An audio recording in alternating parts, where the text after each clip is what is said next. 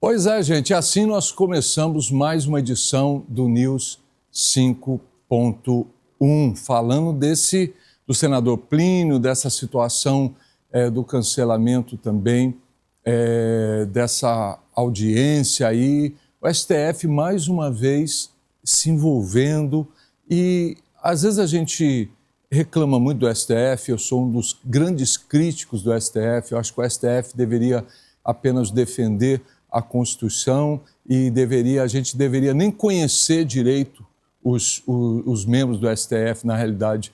Mas tem momentos que eu também vejo que existe uma culpa muito grande por parte tanto do governo como por parte dos deputados que vivem pedindo intervenção no STF. Gente, se cada vez que a gente tiver um problema num jogo de futebol, a gente pedir para ver as câmeras, vai chegar uma hora que não vai ter mais jogo. A gente vai só ficar vendo o VT. Concorda comigo, Carrati? Muito boa noite, muito bem-vindo ao programa News 5.1. Boa noite, Bispo Paulo. É um privilégio aí estar mais uma vez aqui na sexta do Sextou, né, Bispo Paulo? Parabéns aí pela condução. Na âncora hoje, direcionando o nosso programa News 5.1. A senhora e o senhor, muito bem-vindo pela audiência, muito obrigado. Aos colegas da bancada, Moisés, Samuel, Chico, a Juninho da técnica, José Miel, todos os colaboradores da casa, Rema TV. Como diz bem o nosso colega e amigo Moisés, né? A nação Rema, não é verdade? Eu gosto dessa frase, viu, Moisés? Parabéns aí pela frase. Legal, obrigado, cara. Bom, a gente vem batendo essa discussão durante toda a semana, Bispo Paulo, e não foi só apenas um decreto, né? Foram 2 decretos, o decreto do governo também foi cancelado aí, foi pelo ministro Alexandre de Moraes. Há uma discussão a ser feita ainda, segundo o ministro Alexandre de Moraes, daqui a 11 dias, haverá um encontro, né? Um debate político aí, de discussão com o presidente Lula e o presidente do Senado, Davi Alcolumbre. Segundo palavras do próprio ministro do Supremo Tribunal Federal, Alexandre de Moraes, ele considera esse ato dos poderes, né, desarmônicos, né? E segundo a nossa Constituição, os poderes não podem ser, né, estar dessa forma, eles precisam estar harmônicos. E aí o Samuel depois vai contemplar essa minha fala, endireitando aqui talvez alguma falha de minha parte, que não sou do direito, não sou advogado, mas que a gente entende a base bíblica da Constituição, né? De que os poderes têm que andar em harmonia. E segundo ele, o ministro Alexandre de Moraes, isso não está acontecendo. Ele cita, inclusive, uma palavra chamada indesejável, um momento indesejável para a justiça comum do nosso país, para os poderes. E eu faço também um pouco das suas palavras, Paulo, no que tange, eu também sou um grande crítico, né? E de forma muito positiva, a gente precisa ser sábio, prudente, inteligente nas nossas opiniões, ter responsabilidade, mas eu acredito que essa junção de uma conversa, de um bom bate-papo entre os poderes e vindo do STF, que é, né, o patriarca, né, da Constituição, é aquele que segura, né, todo o nosso direito adquirido, seja bom para ambas as partes. Eu acho que está na hora do Brasil tomar um rumo com relação à harmonia dos poderes que, desde que o presidente assumiu a sua reeleição, o presidente Lula, a gente tem visto que isso não tem acontecido, né? E aí a gente não consegue ter essa comunicação expressa para com a população. Nós que estamos aqui, que somos da população, não conseguimos, às vezes, interpretar o que de fato a Câmara quer, o Senado quer. Não há uma conciliação de leis, não há uma conciliação de conversas. Segundo o presidente Lula, houve um acordo, né, num bate-papo aí, na casa de alguém aí, onde os abraços estavam quentes, né, o carinho estava muito forte, né? Ele ligou para Gleice Hoffmann e ela conversou com o presidente Lula dizendo que estava tudo normal, que estava tudo dentro das possibilidades que já estavam acordadas, e aí de repente acontece o que aconteceu, né? não foi nada respeitado, não foi nada conduzido da forma que deveria. Então fica aqui a minha consideração, Paulo, de dizer que eu acredito sim que haverá e que tem que haver uma harmonia entre os poderes. Pois é, Carrati, eu também penso assim, porque chega um momento na vida que as coisas têm que mudar, né? Eu estou aqui também com Samuel Costa. Samuel Costa, você que acabou de chegar, eu falava aqui no início do programa sobre que eu sou um crítico assim bem veemente do STF, porque acredito que ele extrapola em muitos momentos.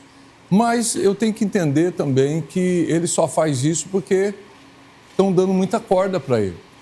Outrora é o governo que procura ele, né, o executivo, e na maioria das vezes, infelizmente, aqueles que não deveriam procurar, que é o legislativo, que deveria legislar e resolver os seus problemas, vivem pedindo para que o STF seja árbitro de situações que eles não conseguem resolver politicamente, né? E aí fica uma situação muito difícil. Nesse momento, o ministro Alexandre de Moraes suspende o decreto, tanto do governo como do Congresso, dizendo, gente, vocês precisam começar a se acertar aí, vocês precisam começar a respeitar o espaço um do outro e, de certa forma, dar um puxão na orelha desse pessoal. O que eu acho, assim, nossa, vergonhoso. Não sei o que você pensa, Samuel Costa, seja bem-vindo ao programa News 5.1. Boa noite a todos e a todas, prazer imenso estar aqui com todos vocês, sinto-se todos saudados, Paulo Cavalcante, técnica e os debatedores, em especial internautas e telespectadores que nos acompanham. Olha só, gente, em 1826, ainda no século XIX, foi criada a primeira foto permanente. A Kim Kardashian, só no ano de 2024, num único final de semana, ela tirou mais de 12 mil selfies.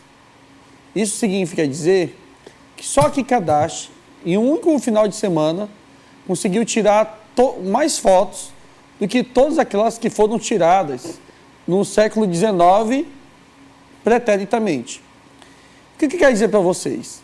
Há uma demonização das instituições com acesso da democratização da informação. No século XIX, século XX e bem no início do século XXI, nós não tínhamos as plataformas digitais como nós temos hoje.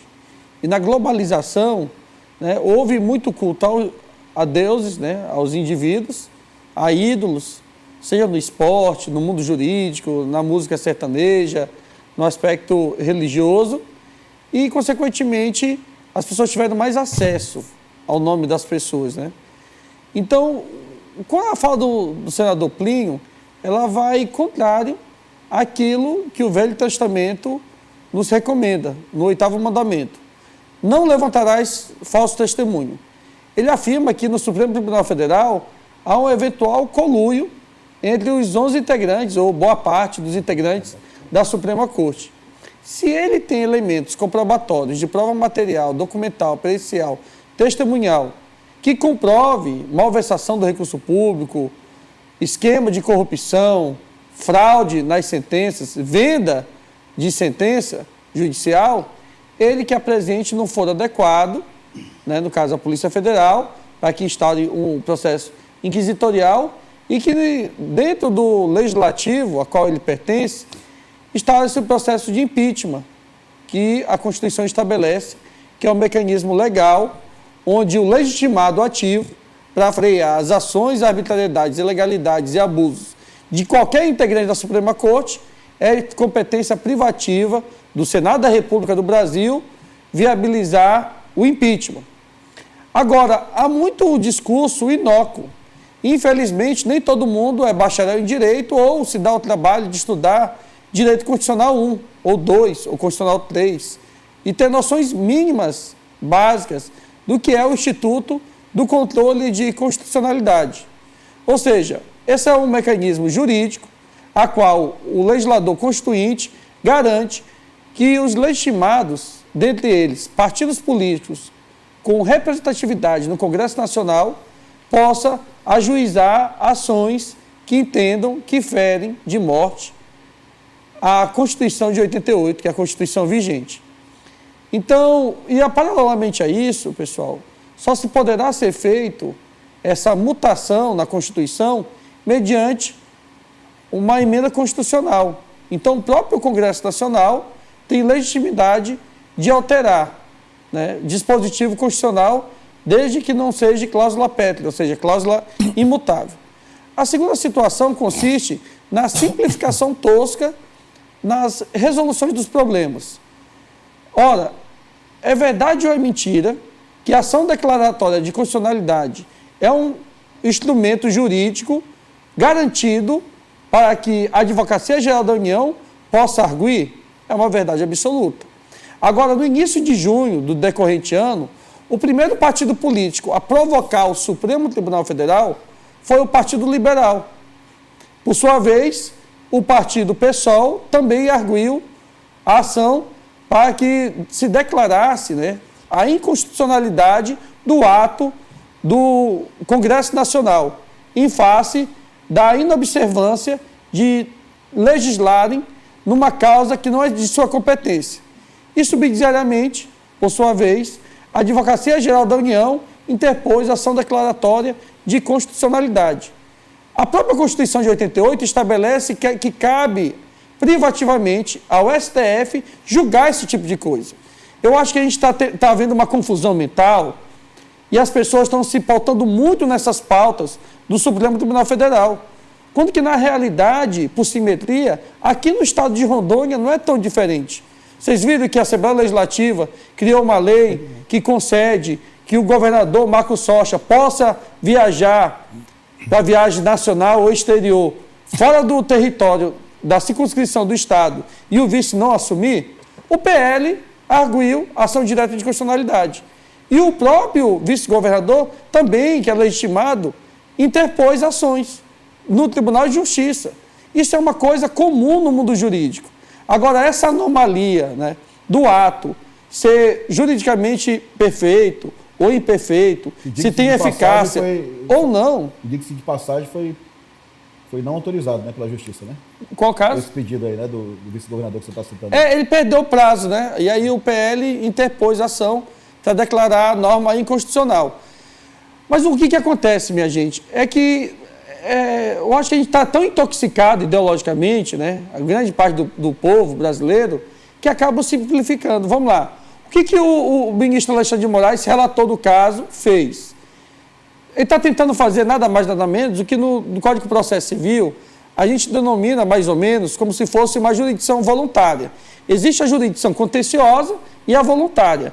Na contenciosa, há litígio, há briga entre as partes.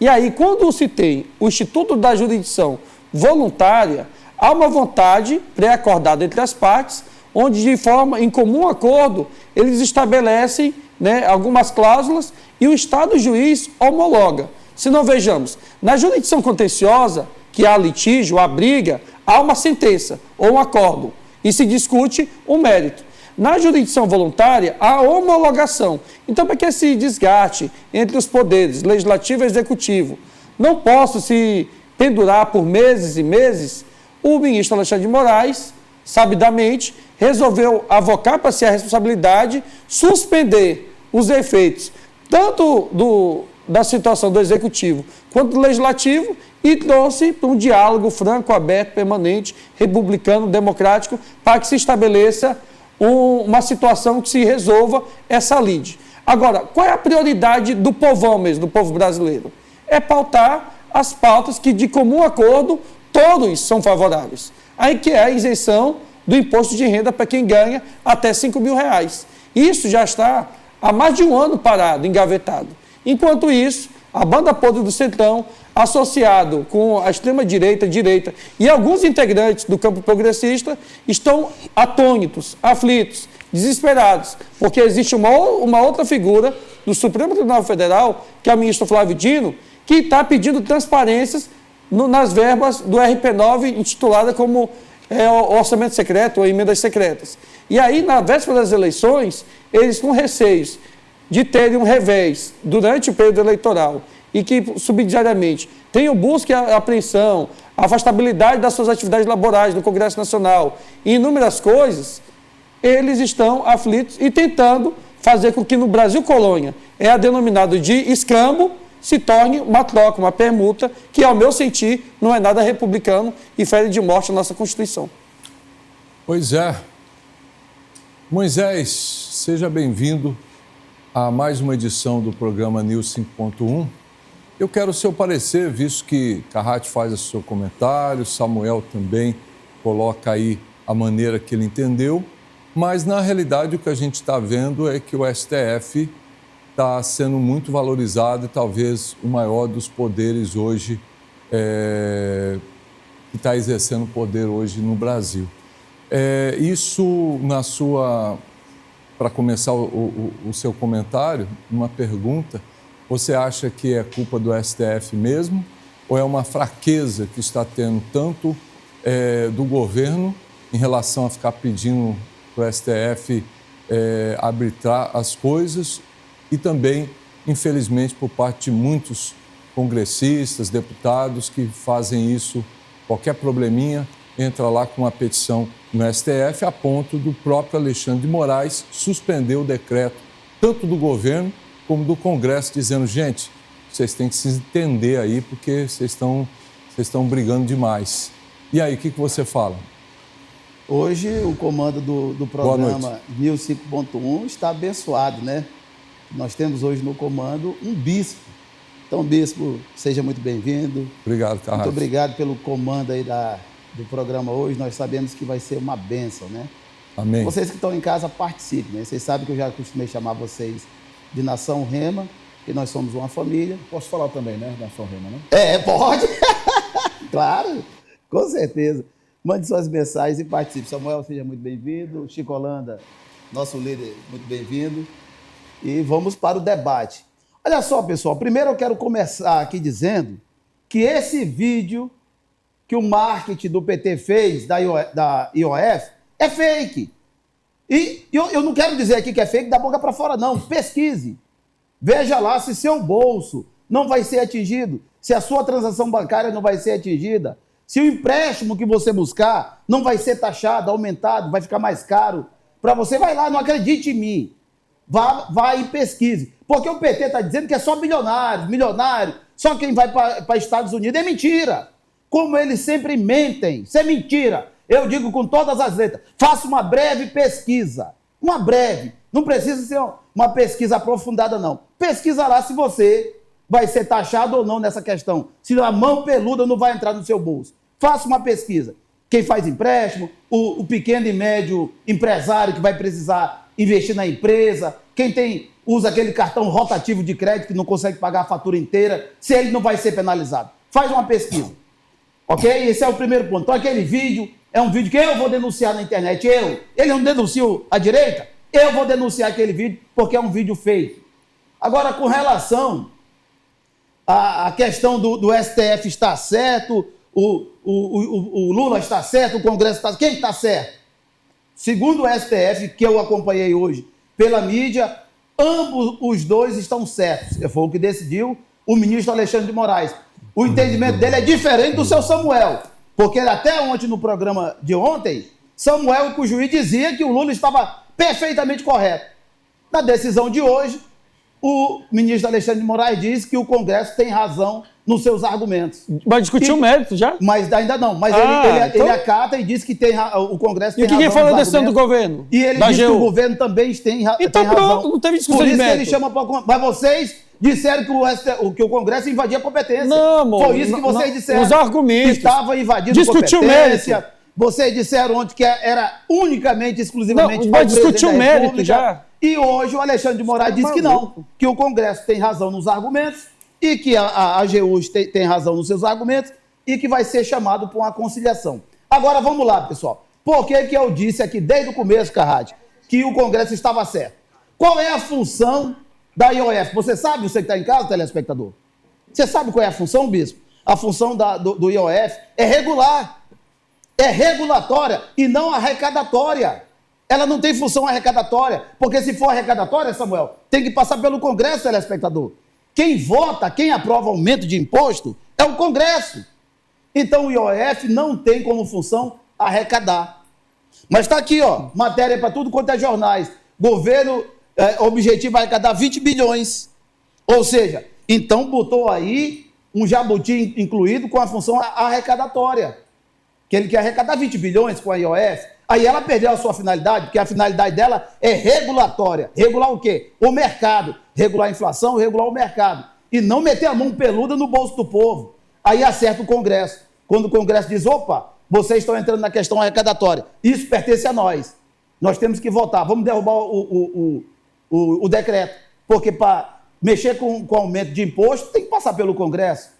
O Congresso acertou. Porque o governo extrapolou do seu poder de decreto, do seu poder de ofício.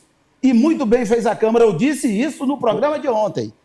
E hoje eu estou trazendo as claras que talvez você que está em casa, o nosso telespectador, não sabia dessa questão. É uma vírgulazinha. Qual é a finalidade? A finalidade é regular o mercado. Não tem por finalidade arrecadatória. Aí o Congresso entra e diz, não, eles estão querendo arrecadar 20 bilhões. Querem aumentar a receita sem passar pelo Congresso. Aí é fácil. Para que então você vai votar em deputado e senador, se o presidente pode, através de decreto, aumentar impostos, aumentar a arrecadação, sem ouvir os representantes legítimos do povo? Quem é o representante legítimo do povo que autoriza aumento de impostos ou não é o Congresso. Ou eu estou errado? Então nós estamos aqui para trazer a verdade para você, telespectador. Você que nos acompanha. Aqui não vão vir com embuste, com firula, inventando historinha que não passa. Aqui não passa. Nós vamos estar aqui para dizer isso é verdade ou isso é mentira. No caso da IOF, o que estava por trás, todo o código que estava por trás era mão peluda no nosso bolso para encher mais o cofre do governo. Às custas de quê? Às custas do meu suor, às custas do seu suor. E o brasileiro hoje não aguenta mais imposto. Eu digo por você e você diz junto comigo, nós não queremos mais imposto.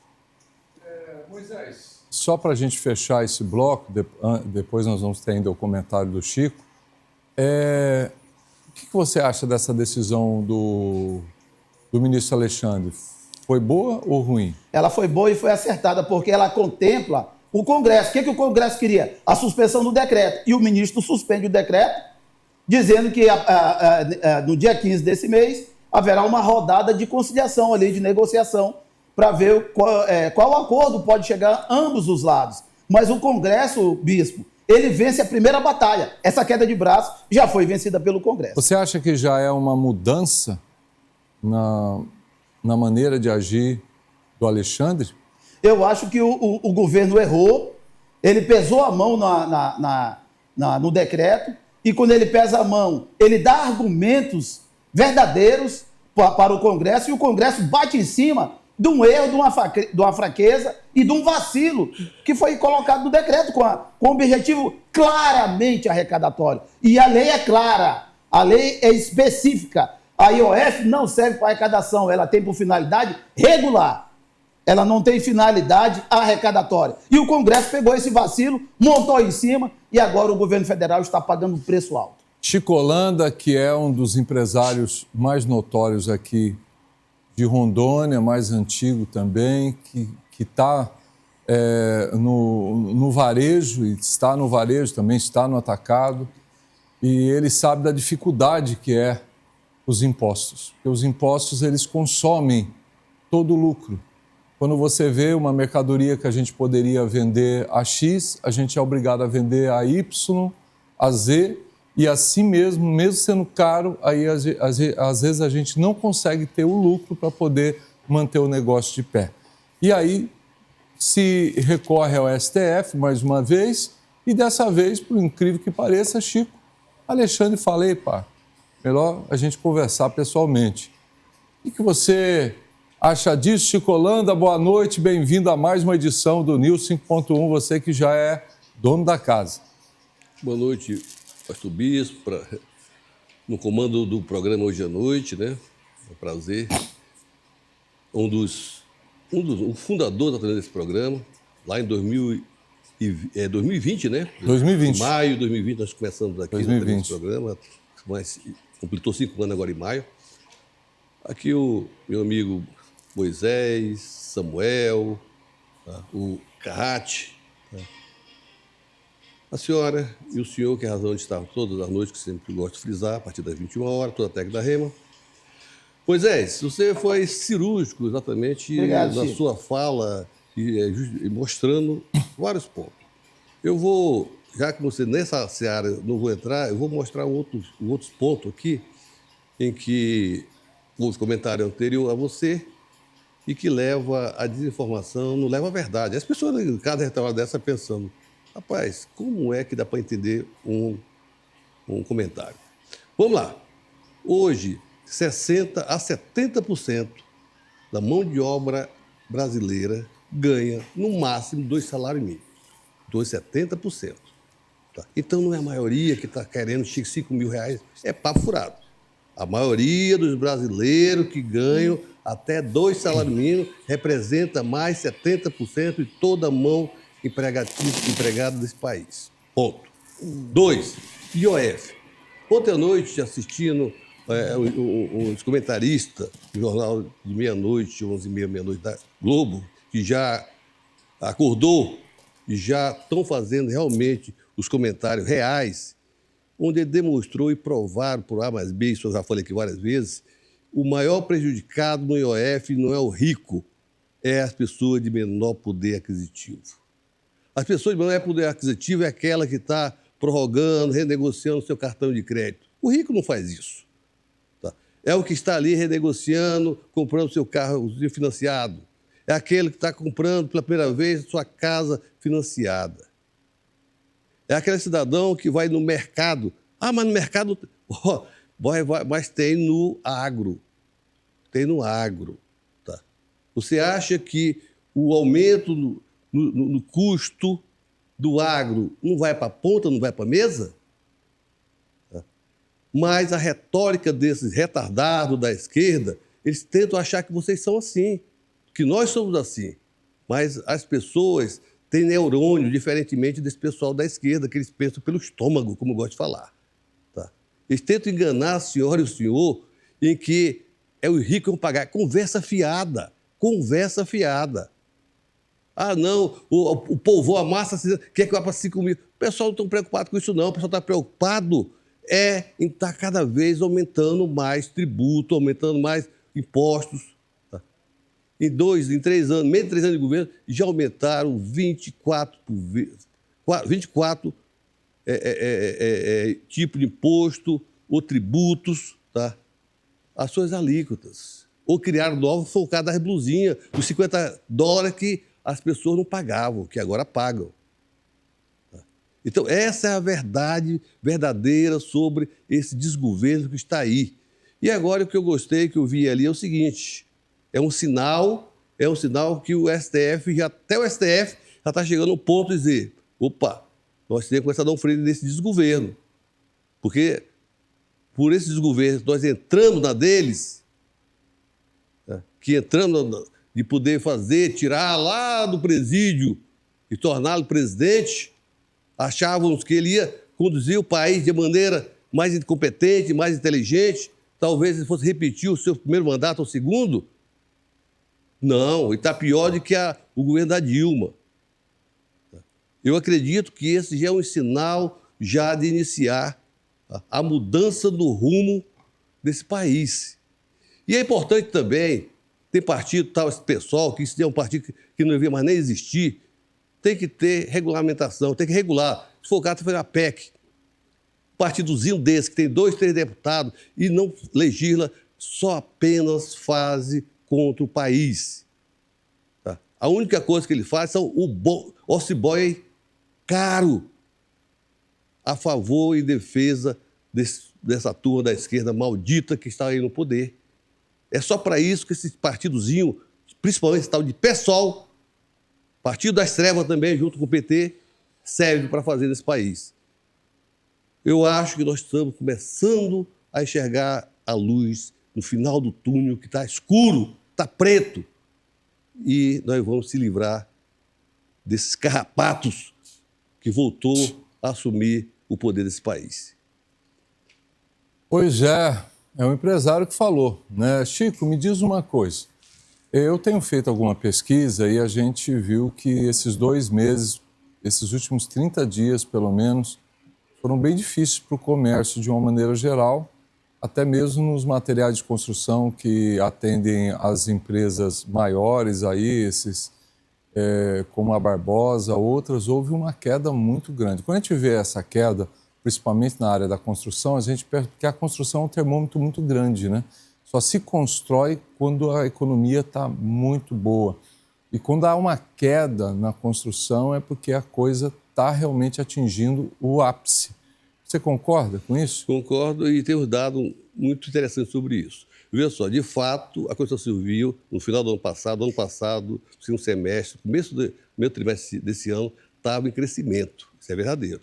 Se nós formos buscar em 2013, um ano antes da reeleição da Dilma, também a construção civil estava em alta.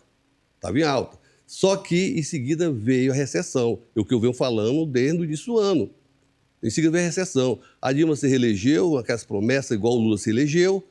Em 2015, tiveram que tomar e fazer o dever, que foi aumentar a conta de energia, aumentar isso, aumentar aquilo lá, a inflação disparar.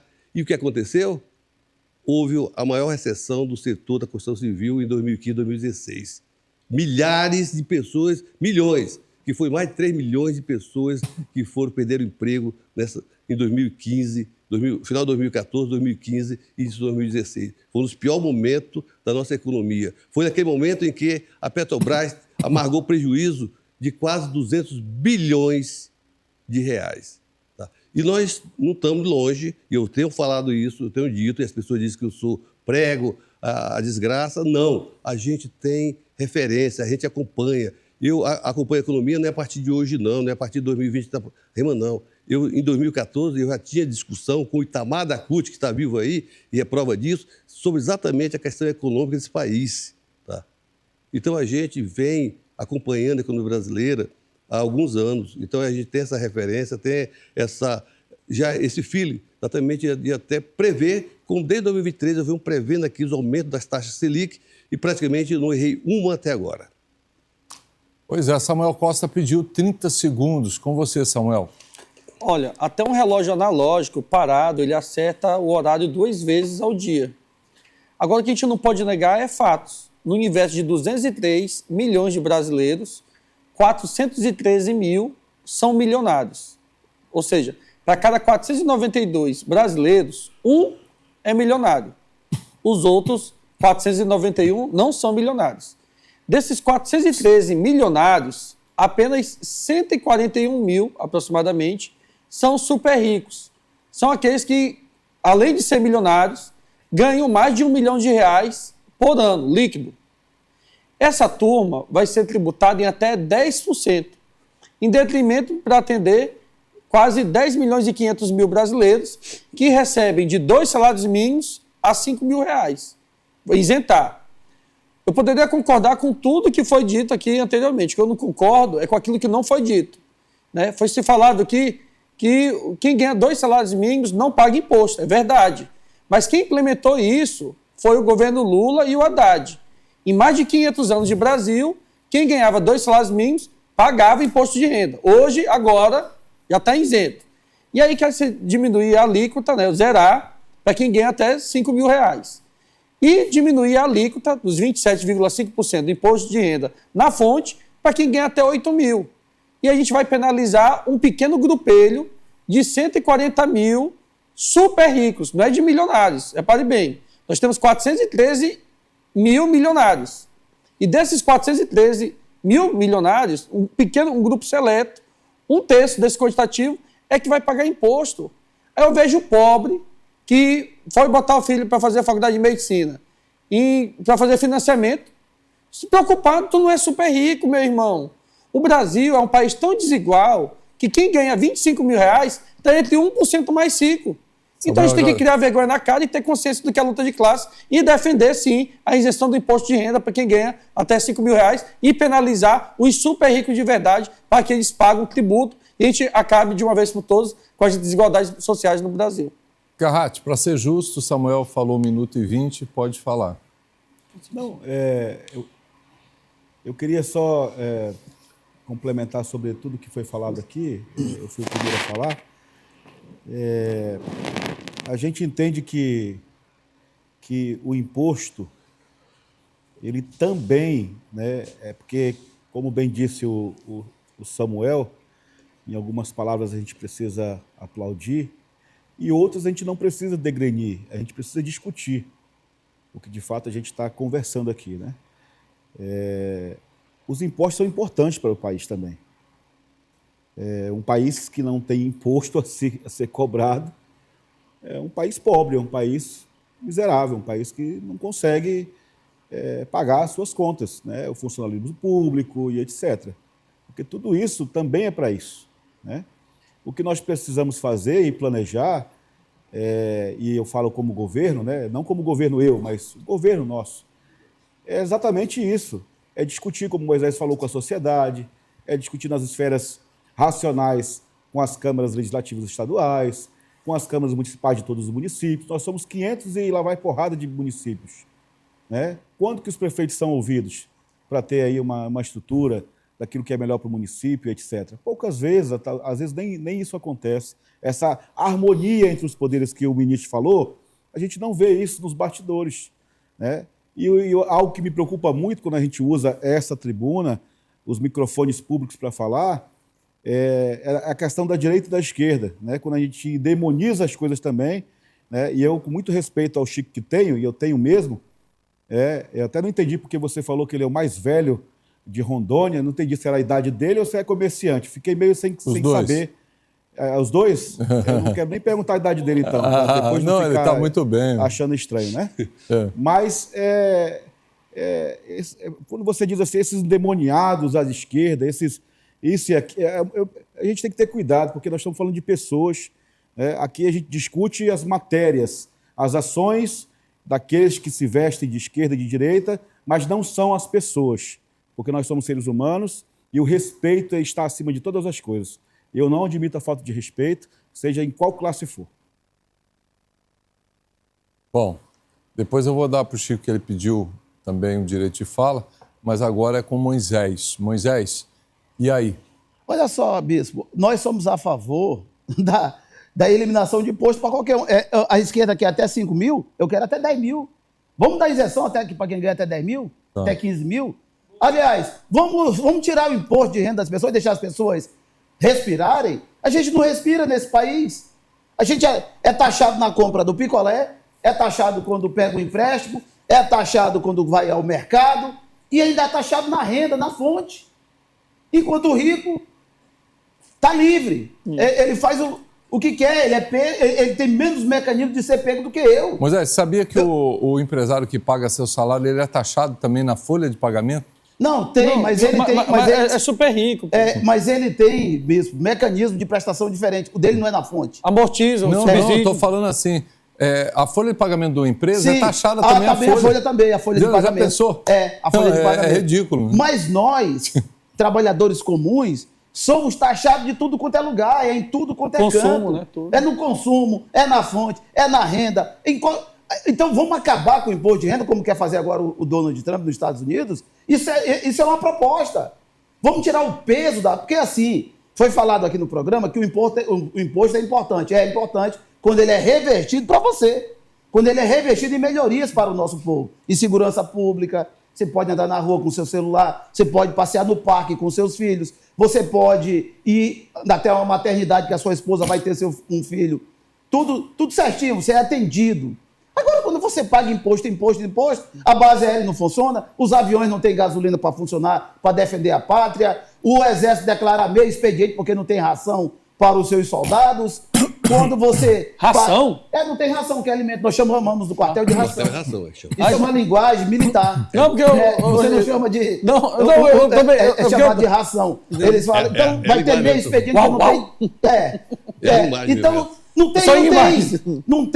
Hoje não tem estrutura, está tudo parando, meio expediente. A aeronáutica já decretou meio expediente porque não tem mecanismo, não tem dinheiro para investir, usar 40 aviões parados, 160 pilotos parados, e aí nós temos aqui um imposto alto, padrão de primeiro mundo, e temos uma qualidade de vida pior do que o Senegal ou pior do que a Indonésia ou sei lá, qualquer um outro país aí. É uma tristeza e uma lástima. Olha, imposto brasileiro não aguenta mais.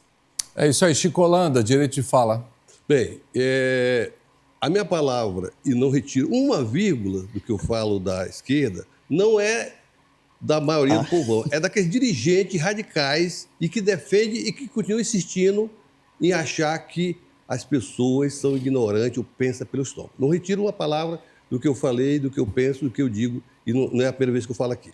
2, se eu fosse exatamente uma pessoa alienada, que não tivesse um pouco de conhecimento sobre economia, o nosso país precisamos, e é necessário, tá? Precisamos aumentar a arrecadação do governo federal. Isso é verdadeiro. Tá? Isso é verdadeiro.